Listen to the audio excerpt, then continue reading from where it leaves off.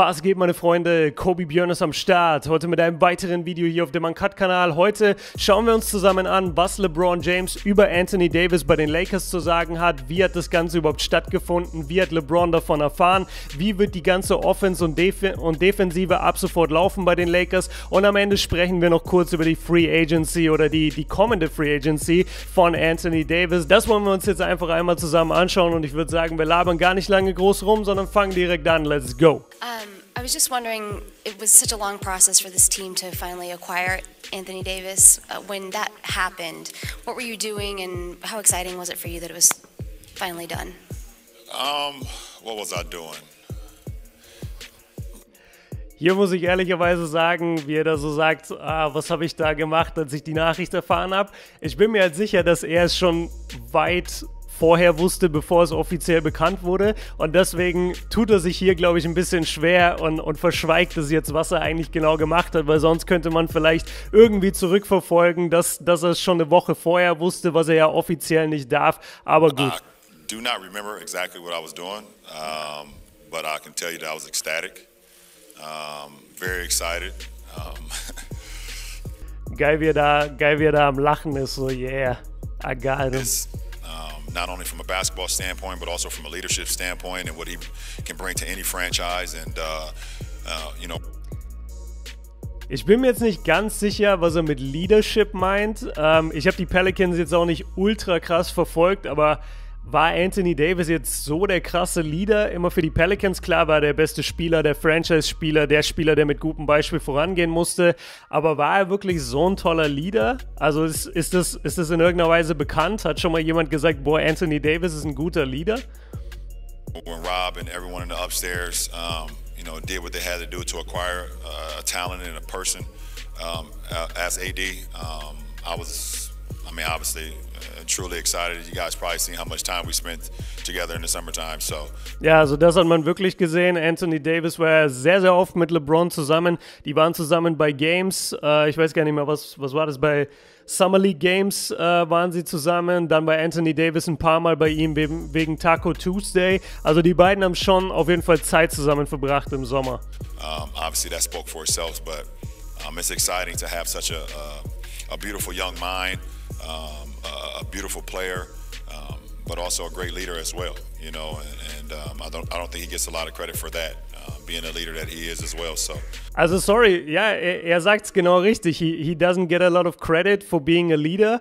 Ich habe noch nie gedacht, so, boah, Anthony Davis ist aber ein guter Leader. Auch wenn ich Pelicans Games gesehen habe oder geguckt habe, ich habe in den letzten oder vorletzten Playoffs, muss man eher sagen, habe ich die Pelicans gesehen. Ich habe ihn in der letzten Saison gesehen, bevor das Ganze mit dem Trade, mit den Trade-Szenarien und so losging, mit den Trade-Forderungen.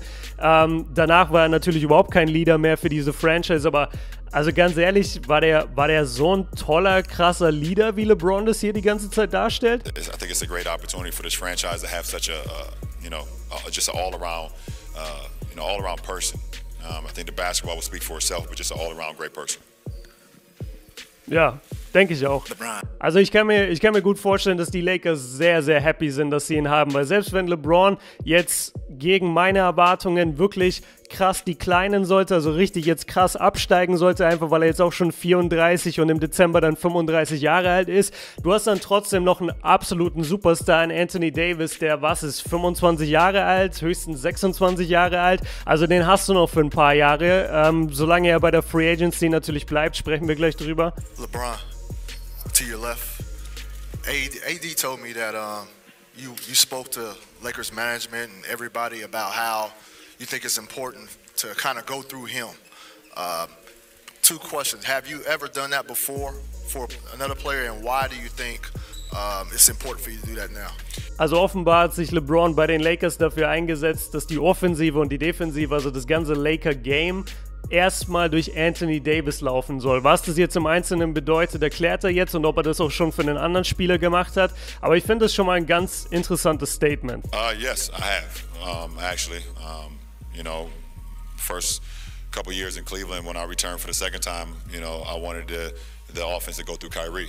I just seen the talent, the level of talent that he had, and I wanted him to be able to run the show, be able to put us in position.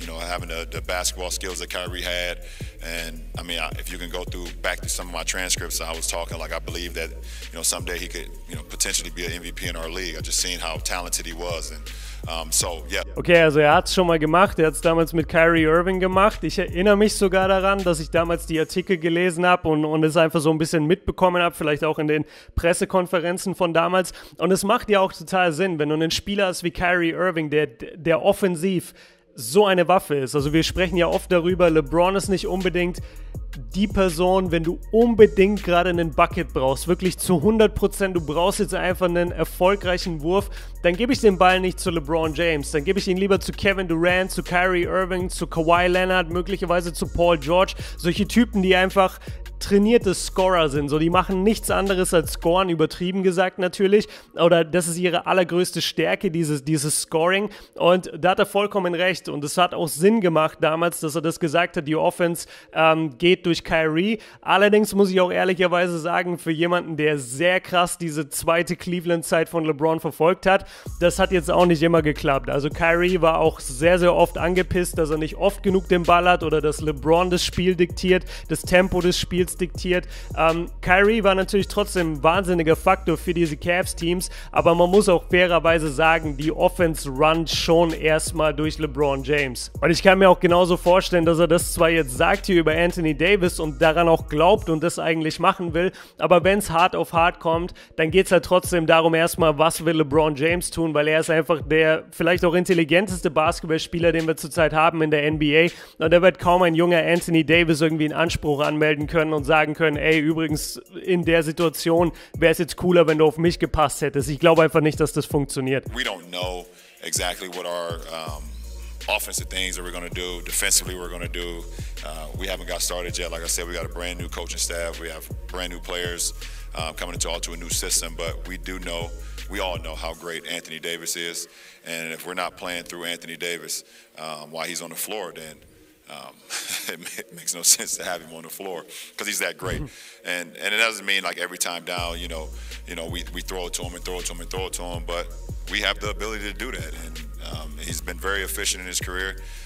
He commands double teams, and when you're able to attract two defenders on one guy, then you have the numbers game. Now you got a 4-on-3 on the backside, so it opens up for other guys on the floor, including myself. Also macht jetzt natürlich Sinn, was er da sagt. Er meint halt, Anthony Davis ist so eine Präsenz in der Offensive, dass die Leute ihn höchstwahrscheinlich doppeln werden, und wenn sie ihn dann doppeln, dann spielen die restlichen Lakers halt 4 gegen 3. Dementsprechend haben sie damit auf jeden Fall halt den Vorteil. Jetzt kann man natürlich argumentieren, ja gut, wenn LeBron auf dem Feld ist und von ihm die Offensive ausgeht, dann würden sie ihn auch doppeln, und wenn er dann den Mann findet, dann könnten die übrigen Lakers wieder 4 gegen 3 spielen, oder wäre er wahrscheinlich nicht so ins Play involviert. Und was er noch gesagt hat, was ich jetzt echt interessant fand, war, dass er halt meinte, wir wissen noch überhaupt nicht, wie wir spielen. Wir wissen noch überhaupt nicht, wie wir offensiv spielen werden. Wir wissen noch überhaupt nicht, wie wir defensiv spielen werden. Das werden wir jetzt erst in den nächsten Wochen im Training Camp und in der Preseason herausfinden.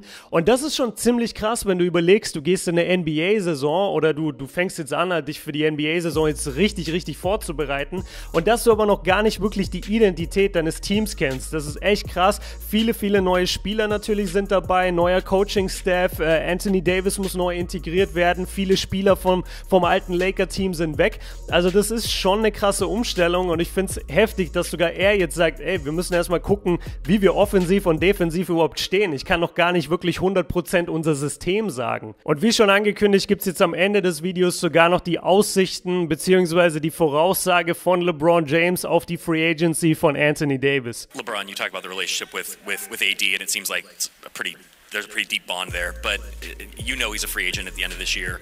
Does that pending decision, has that influenced the way you are thinking about that relationship and going into this season to make sure that he wants to stay here long term? No. Finde ich geil, wie er direkt am Lachen ist. Also er weiß natürlich, nach der Saison kann Anthony Davis praktisch abhauen.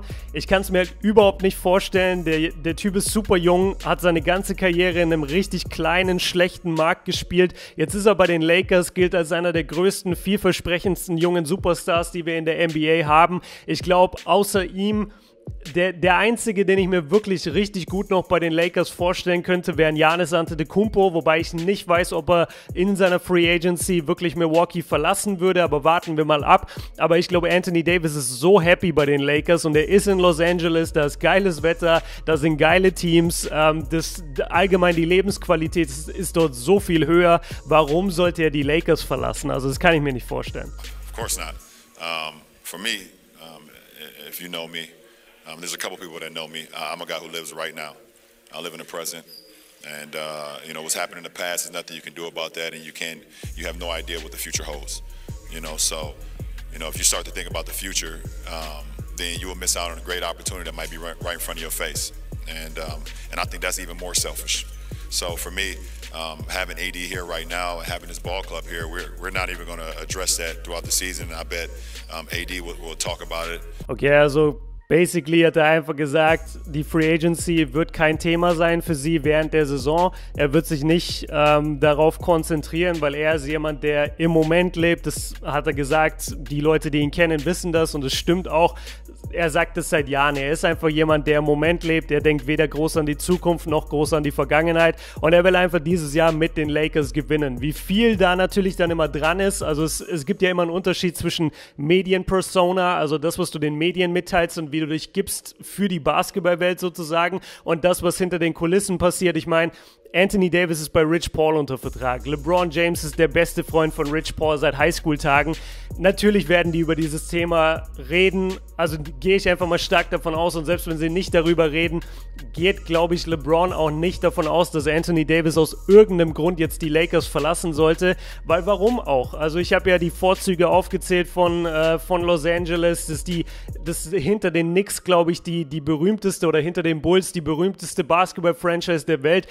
Es wäre absoluter Bullshit, diese Franchise zu verlassen. Das waren also die ersten offiziellen Statements von LeBron James zu Anthony Davis, zumindest jetzt von diesem Media Day. Ich fand es ganz spannend. Ein paar Dinge waren drin, die man sich natürlich schon denken konnte, aber es ist trotzdem immer ganz cool, wenn man es dann nochmal wirklich von der Person hört und nicht irgendwie über einen Tweet nur liest oder über irgendeinen Reporter, der das in einem persönlichen Gespräch herausgefunden hat, sondern wenn er da wirklich sitzt und wir haben die Kamera auf ihn und wir sehen, wie seine Körpersprache ist, wie er antwortet. Das finde ich einfach cool und deswegen dachte ich, ich mache heute mal ein Video dazu. Ich hoffe, ihr hattet Spaß dabei. Wenn dem so ist, dann denkt gerne dran, auch den Kanal hier mal zu abonnieren. Es kommen hier jeden Tag Videos, jeden Tag um 16 Uhr. NBA-Content, würde mich freuen, wenn ihr abonniert und ansonsten würde ich sagen, vielen, vielen Dank fürs Zuschauen und wir sehen uns im nächsten Video. Haut rein.